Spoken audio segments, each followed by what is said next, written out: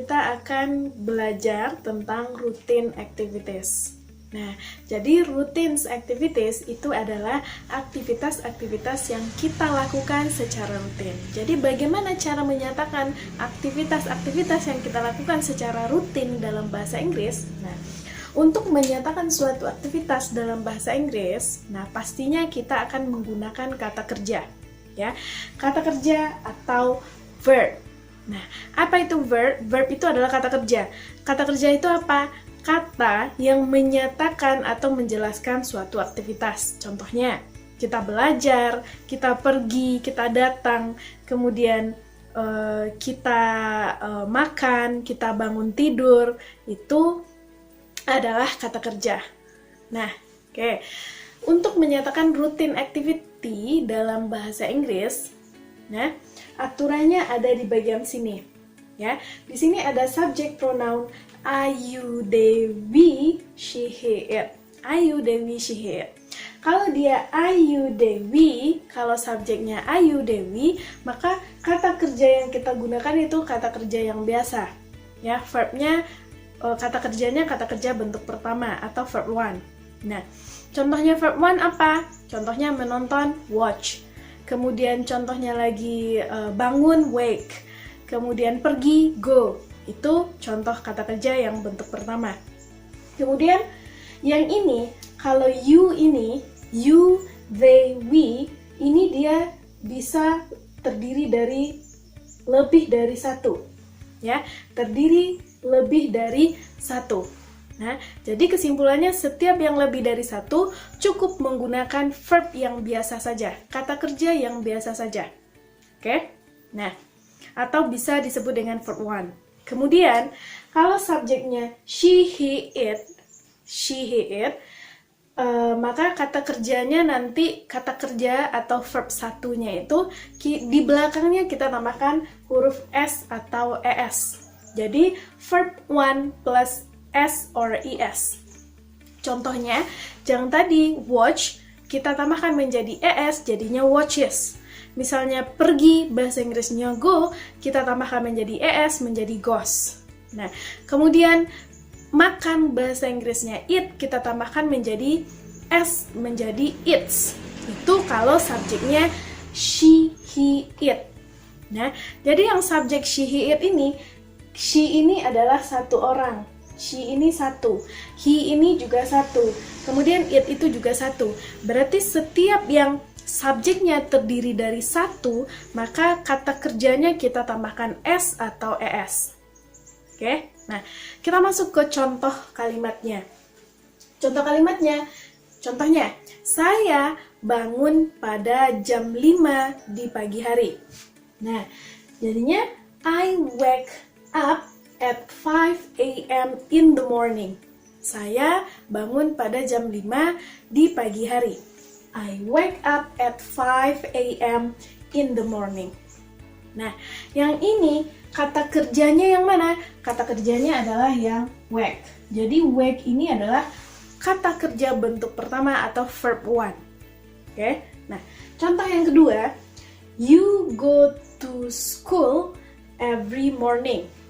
Kamu pergi ke sekolah setiap pagi. You go to school every morning. Nah, you go to school every morning, di sini kata kerjanya adalah go. Ya, verb one.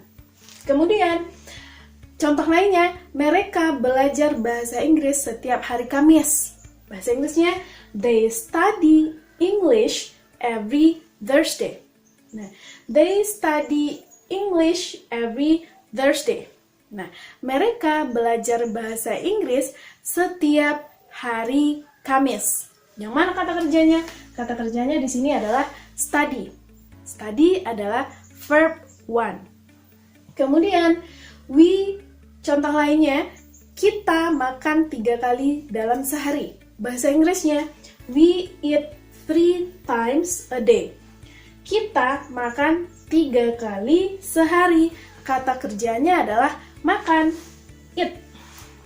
Itu adalah kata kerjanya atau verb one. Kemudian, contoh berikutnya, she prays 5 times a day. She prays 5 times a day. Dia sholat 5 kali sehari. Dia sholat 5 kali sehari. Kata kerjanya di sini yang mana? Kata kerjanya adalah pray. Ya. Nah, kemudian pray ini di sini kita tambahkan huruf S. Kenapa dia ditambahkan dengan huruf S? Karena aturannya kalau subjeknya she, he, it, kata kerjanya atau verbnya kita tambahkan huruf S atau huruf ES. Oke? Nah, jadi di sini karena dia subjeknya she atau subjeknya satu orang, maka kata kerjanya kita tambahkan huruf S di belakangnya, pray menjadi praise. Oke? Contoh berikutnya, he plays football every Sunday. He plays football every Sunday. Dia bermain bola kaki setiap hari Minggu. Nah, kata kerjanya di sini adalah bermain. Nah, bermainnya ada huruf S di belakang kata play. Nah, kata kerjanya di sini adalah play. Jadi kita tambahkan di belakangnya dengan huruf S. Kenapa? Karena subjeknya he.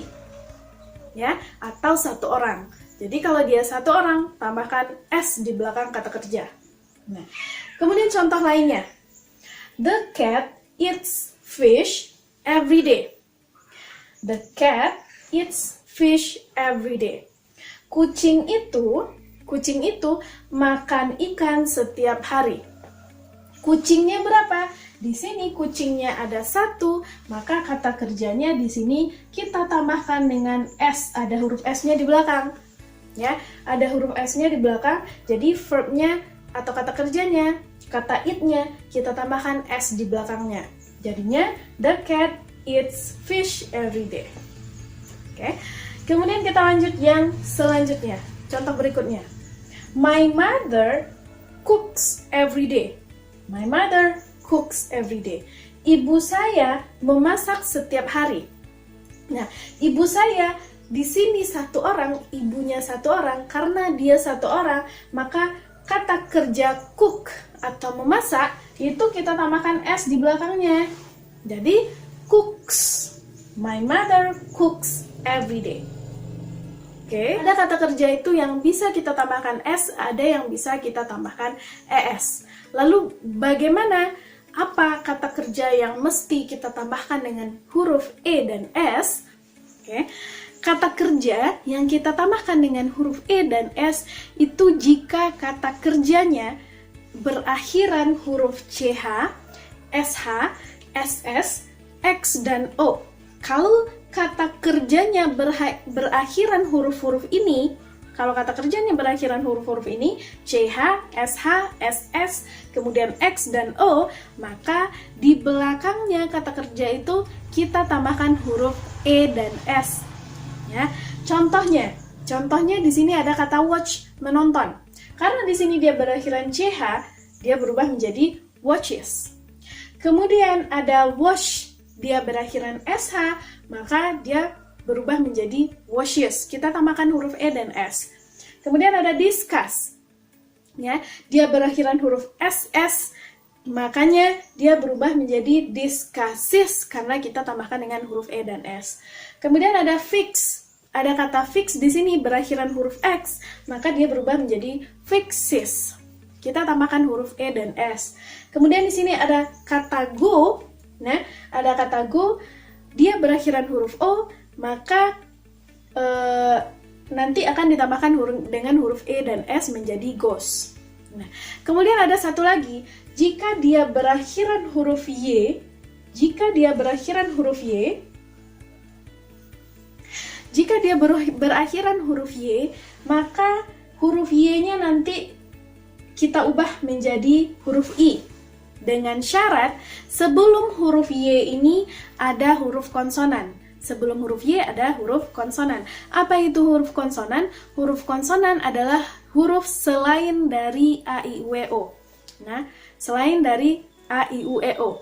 Jadi kalau dia berakhiran huruf Y dan sebelumnya ada huruf konsonan, maka huruf Y-nya kita ubah dulu menjadi huruf I, baru kemudian kita tambahkan ES. Kemudian kita tambahkan huruf E dan S.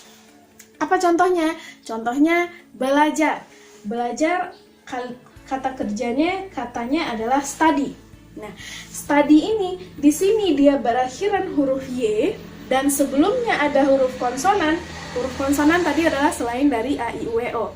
Maka huruf Y-nya ini kita ganti menjadi huruf I.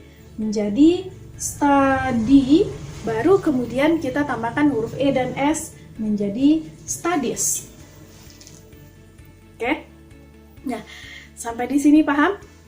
Oke, semoga bermanfaat and have a nice day.